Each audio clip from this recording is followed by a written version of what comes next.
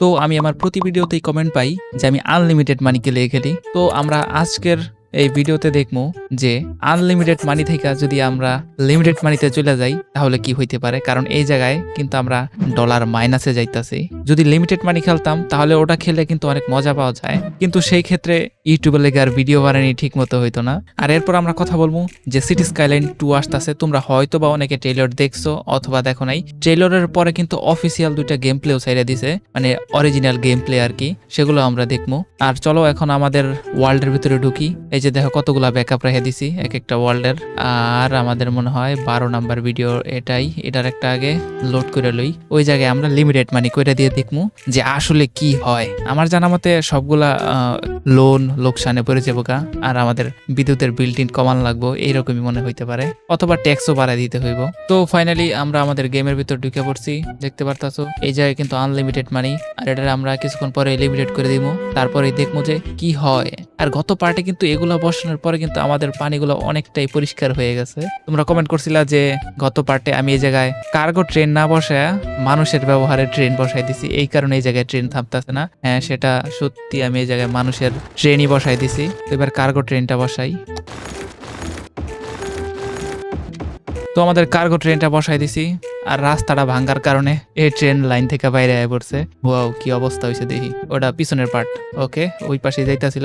এবার কার্গো ট্রেনটা ঠিক মতো কাজ করব। তো এইখানে দেখো এই যে আমাদের আনলিমিটেড মানি মোড দিলাম আমি অফ কইরা। ওকে, এবার যদি লোড গেম দেই দেখি কি হয়। আমাদের মানিগুলা কি লিমিটেড হয়ে গেছে।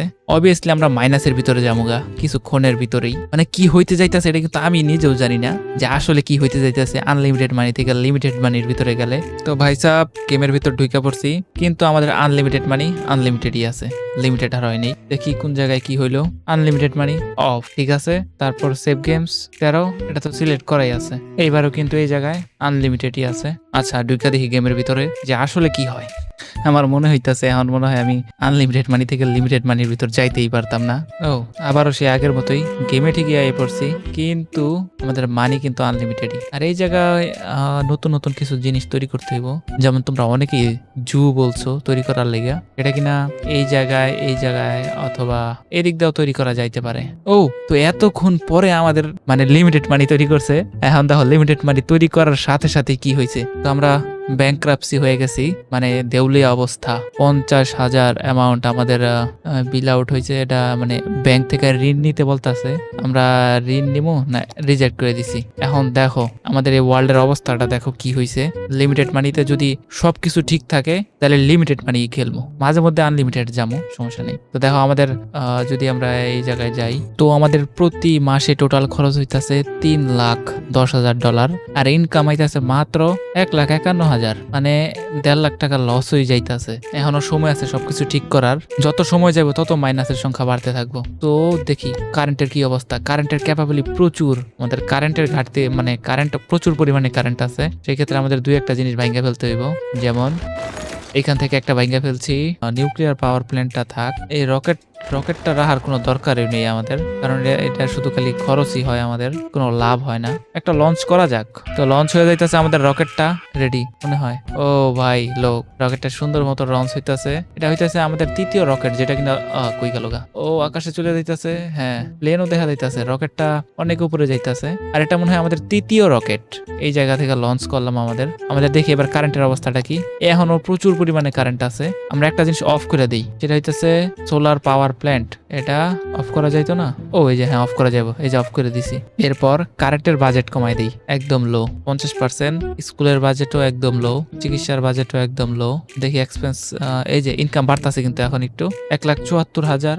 আর খরচও কমে গেছে গা। কারখানার বাজেট একটু কমাই দেই, কলকারখানা সবকিছু কমাই দেই, কারণ এগুলো যথেষ্ট পরিমাণ আছে আমাদের এই জায়গায়। শুরু থেকে যদি আমরা খেলতাম একদম মানে লিমিটেড মানিতে, তাহলে হয়তো বা সুন্দর মতো খেলা যাইতো, কিন্তু এখন আর সেটা সম্ভব না। ইনকাম বাড়াইতে হইলে ট্যাক্স আরো বাড়াইতে হইব, কারণ মাইনাস মানি লয়ে তো আমরা চলতে পারবো না। ও, একদম 29%, সব 29%, সব। এইবার দেখি লোকজন কয়জন থাকে আর কয়জন যায়। ওয়ার্ল্ডটা কিন্তু মোটামুটি বড়ই আছে, কিন্তু সিটি স্কাইলাইন 2 এর ভিতর কিন্তু ওয়ার্ল্ড আরো বিশাল বড় আইব। ওই জায়গায় আমরা দেখতে পাইছি যে 100-150-র মতো টাইলস আছে, মানে যথেষ্ট পরিমাণ বিশাল বড়। ও, আমাদের ইনকাম বাড়তাছে 1 লাখ করে। ওকে ওকে ওকে, চেক করি আমরা। 3,90,000 হয়ে গেছে, 2,70,000 হয়ে গেছে।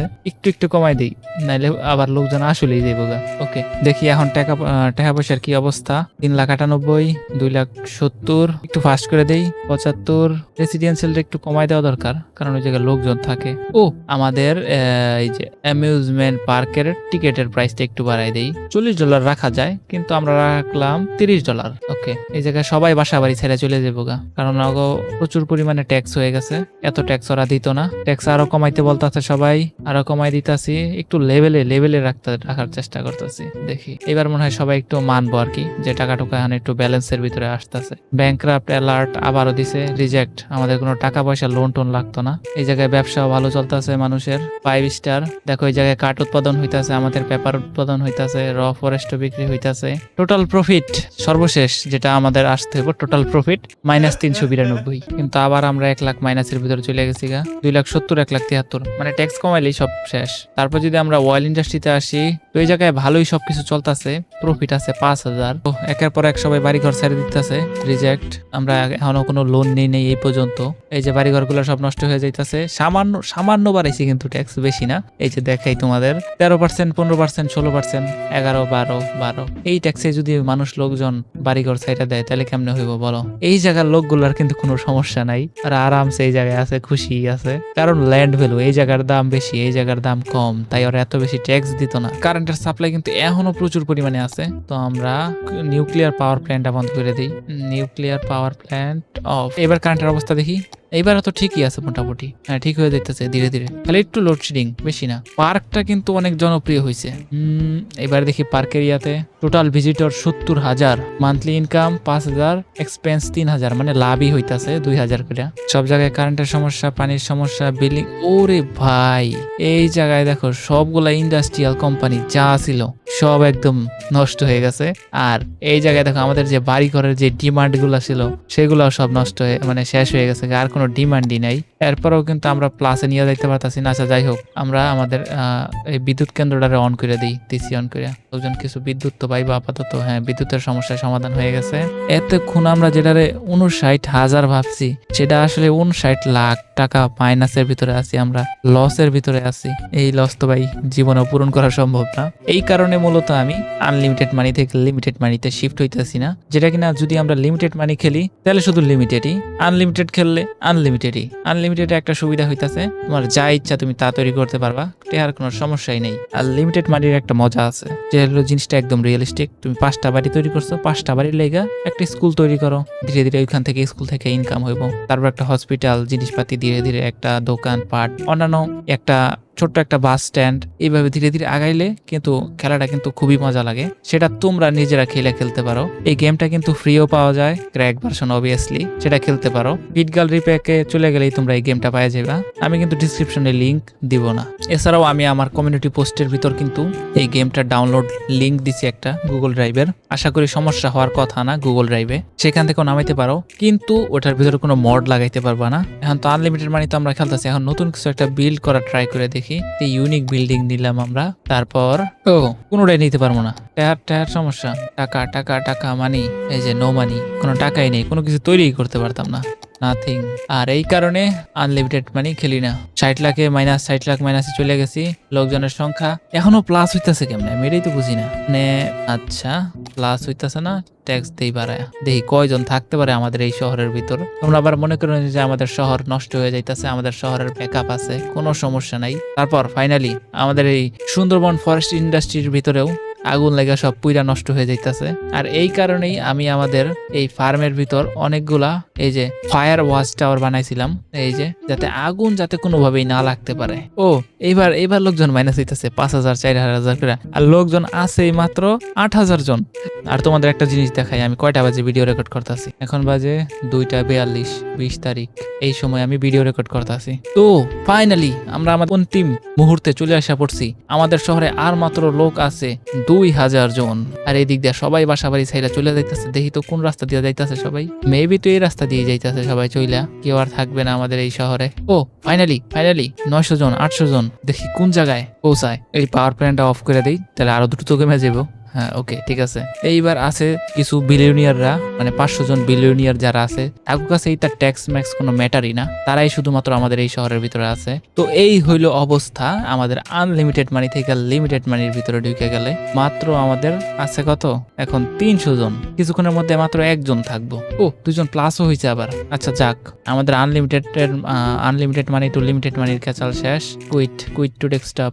ওকে। ও 43 মিনিট রেকর্ড হয়ে গেছে গা। তো এই হইতাছে আমাদের সিটি স্কাইলাইন 2, $36 আর হইতাছে $65। তো এই হইতাছে সিটি স্কাইলাইনের অফিসিয়াল চ্যানেল। এই জায়গায় 2টা ট্রেলার আছে। এই যে এটা হইতাছে প্রথমটা, মানে এখন যা দেখাইতেছে এটা কিন্তু অরিজিনালি গেম প্লে আর কি। এই যে অরিজিনালি গেম প্লে, বিল্ডিং গুলা দেখছো কত সুন্দর, পানি, বাড়িঘর, ট্রেনগুলোর কোয়ালিটি দেখছো কিরকম। এটা মনে হয় বাস নাকি রাতের স্কাই, মনে হয় না একটু বেশি আলো দিয়ে দিচ্ছে রাতের বেলা। হ্যাঁ এত বেশি লাইট জ্বলে না মেবি। তো সিটি স্কাইলাইন 2 এ কিন্তু সিজনসও আছে, মানে সময়ের সাথে ঋতু পরিবর্তন হইব, মানে সব দিক দিয়েই সিটি স্কাইলাইন 1 থেকে আপগ্রেড।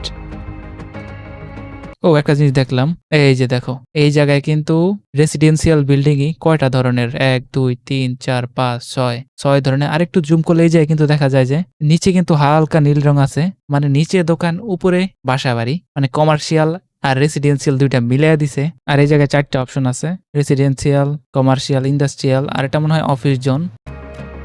আরো একটা অপশন আছে, এটা বলতে পারলাম না।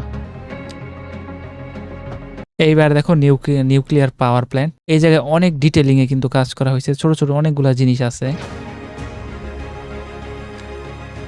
আর রেজলিউশনও অনেক ভালো।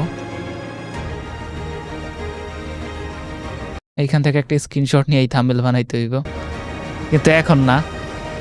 তো আমাদের প্রথম গেম প্লেটা, অফিসিয়াল গেম প্লে দেখা শেষ। Coming soon October 24।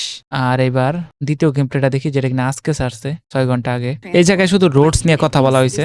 এই জায়গায় কিন্তু যখন আমরা রোড বসামু, রোডের সাথে সাথে কারেন্টের লাইন, পানির লাইন অটোমেটিক বসে পড়বো, মানে আমাদের আলাদাভাবে আর কারেন্ট আর পানির লাইন দিতে হইব না। আর এই জায়গায় দেখো এখন রাস্তাগুলা কিভাবে তৈরি করা যায় আলাদাভাবে, খুবই সহজে, মানে কতগুলো ব্লক তৈরি করা যায় রোডের মাধ্যমে, যেটা অপশন কিনা এই জায়গায় দেওয়া আছে। অসাধারণ লেভেলের একটা ব্রিজ। তো অপেক্ষায় আছি এই সিটি স্কাইলাইন 2 এর। তো গেমার্স, আজকের ভিডিও এই পর্যন্তই। আশা করি ভালো লাগছে। ভালো লাগলে অবশ্যই ভিডিওটাকে একটা লাইক দাও, আর চ্যানেলটাকে সাবস্ক্রাইব করো যারা নতুন আছো। আর শেষ পর্যন্ত ভিডিওটাকে দেখার জন্য অনেক অনেক ধন্যবাদ।